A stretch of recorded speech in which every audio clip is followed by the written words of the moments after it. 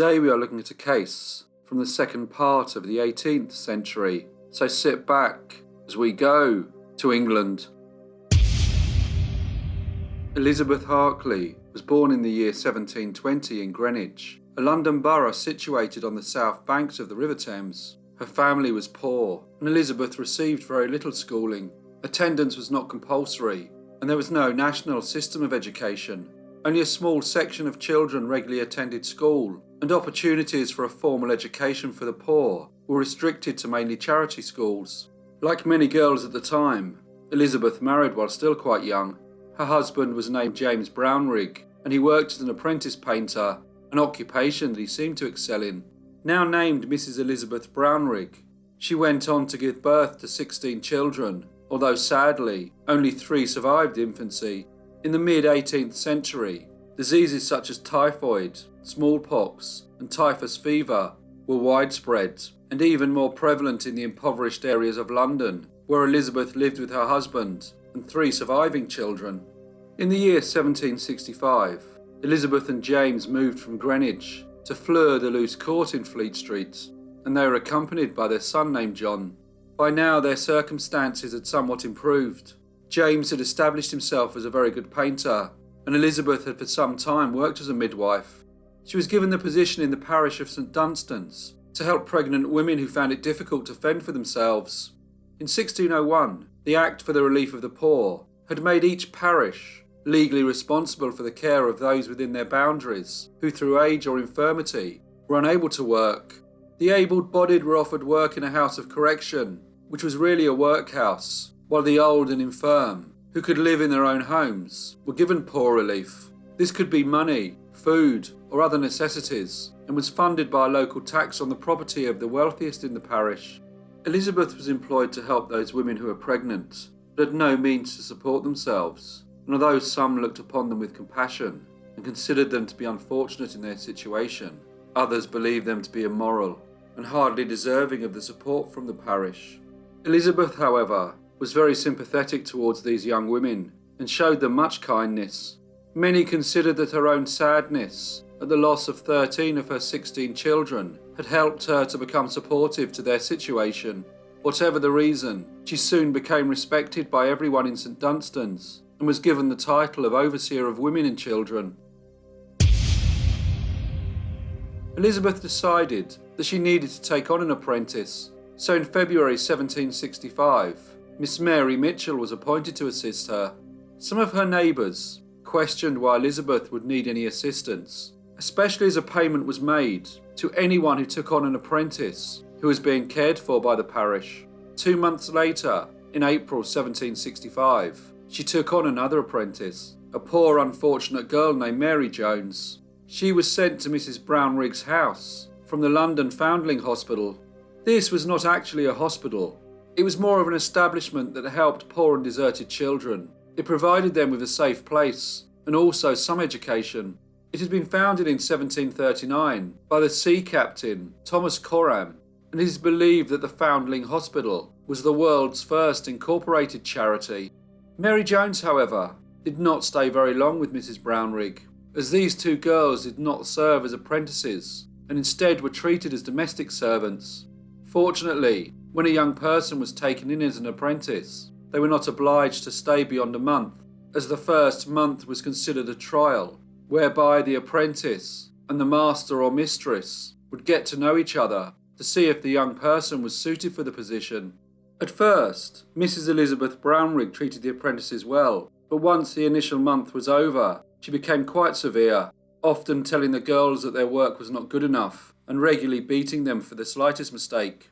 She seemed very different to the Mrs. Brownrigg, who had been given the parish title of Overseer of Women and Children.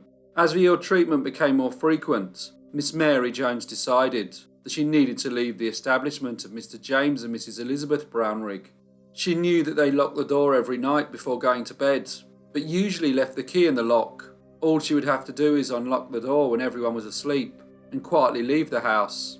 So in the early hours of Wednesday the 24th of July 1765, she left her horrid confinement.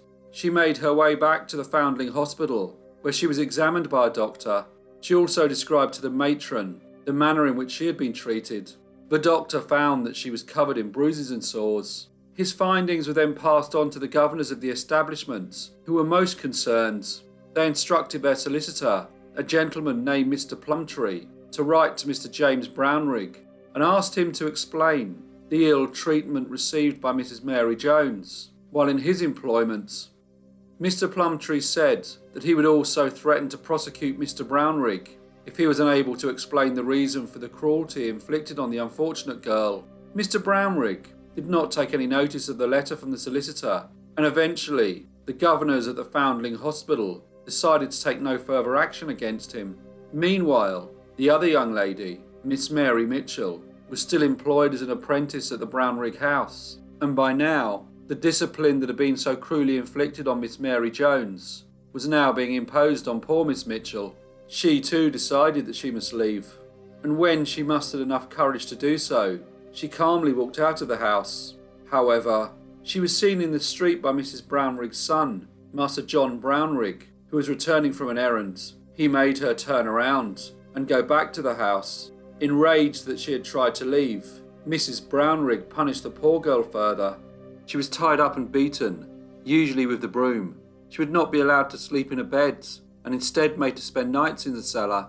She was fed nothing more than small portions of bread and water, and although she had only ever experienced the most humble existence, Mrs. Brownrigg seemed to be intent on making her life as unbearable as possible with her constant verbal and physical abuse. Miss Mary Jones, who had managed to escape the Brownrigg house, had reported that not only had she been beaten by the mistress, she had also had water thrown over her head when the mistress had found fault in her work while she had been cleaning the floors. Now it seemed that Miss Mary Mitchell was experiencing the same cruelty. On the 17th of February 1766, Mrs. Brownrigg employed another apprentice to work alongside Miss Mitchell. Just like the other two, she was also called Mary. Her name was Miss Mary Clifford. She was 14 years old and the daughter of a shoemaker. Her mother had recently died, and her father had no means of taking care of her or any of his other children, so they were thrown on to the mercy of the parish. Parish officers then placed Mary in the care of Mr. James and Mrs. Elizabeth Brownrigg, despite the previous claims from Miss Mary Jones that the Brownriggs had treated her in the cruelest of manners. At first, young Miss Clifford was treated well, but after the month had passed and she was legally bound to the Brownriggs, she too started to experience the same type of cruelty as Miss Mary Mitchell and Miss Mary Jones. She was forced to work 18 hours a day, with only a mat to sleep on, usually in the cellar or the coal hole. It was not often that a day would pass without the mistress beating her wards, and the severity seemed to always increase.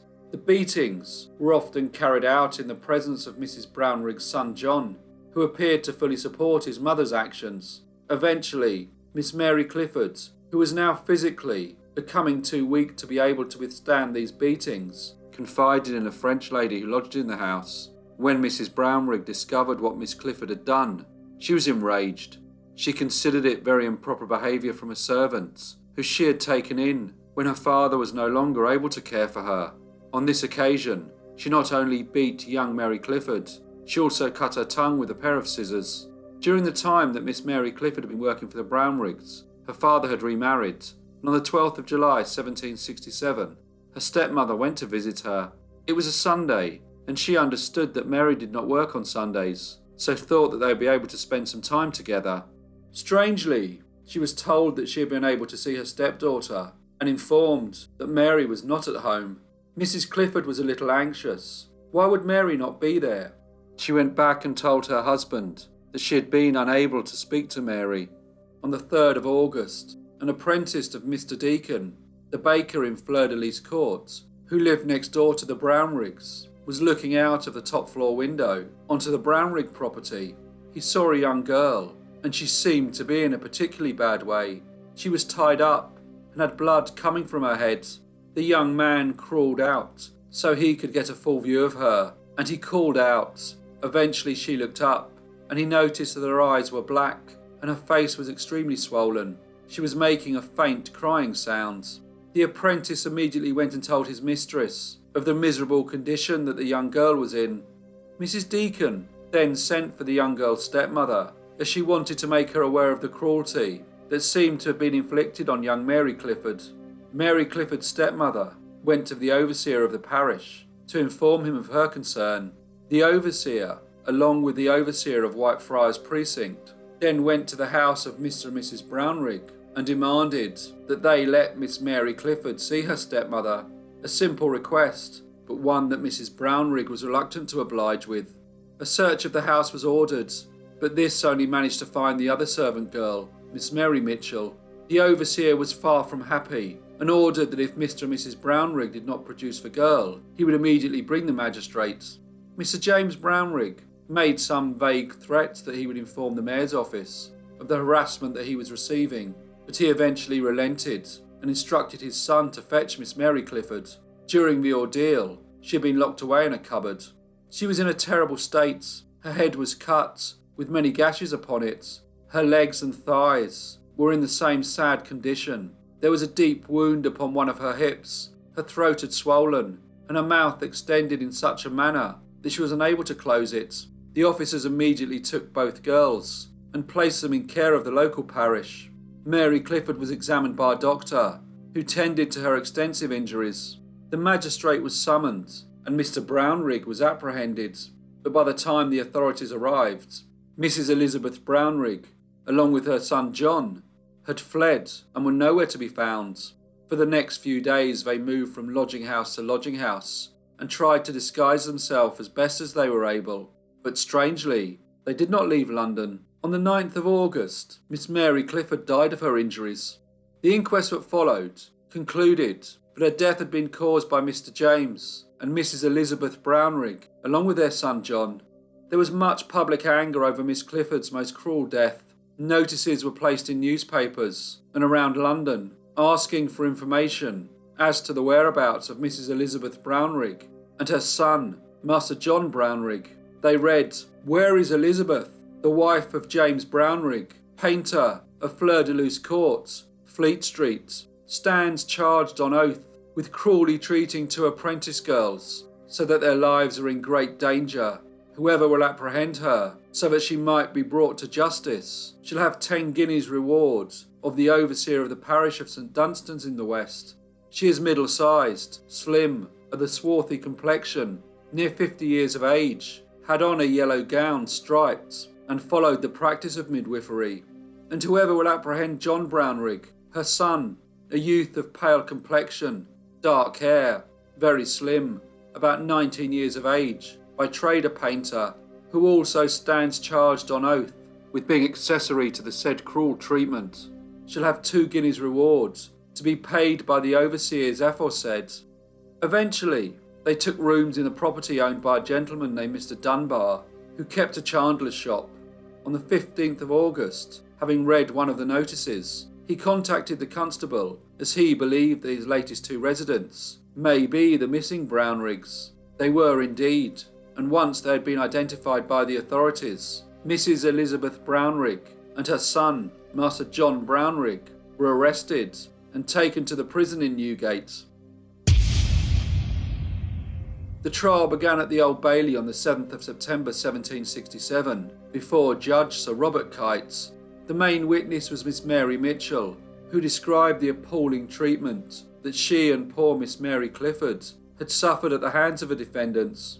She had been employed at the Brownriggs' house for a little under 2.5 years, and said that at first, both herself and Miss Clifford were treated well, but once the 1-month period was finished, when they became bound to the Brownriggs, the mistress started her campaign of barbarity and mistreatment. She said that Mrs. Brownrigg would beat them with a walking cane or a broom, and made them sleep on boards, often in the cellar or the coal hole.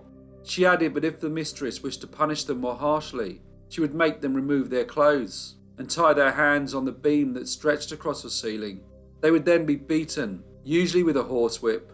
She said that after a while, a permanent hook was placed on the beam, so as to make tying them up easier. Miss Mitchell said that Miss Clifford was beaten every week, and when Mrs. Brownrigg was out, her son John would beat her, even though her back and shoulders were usually covered in scabs and bruises.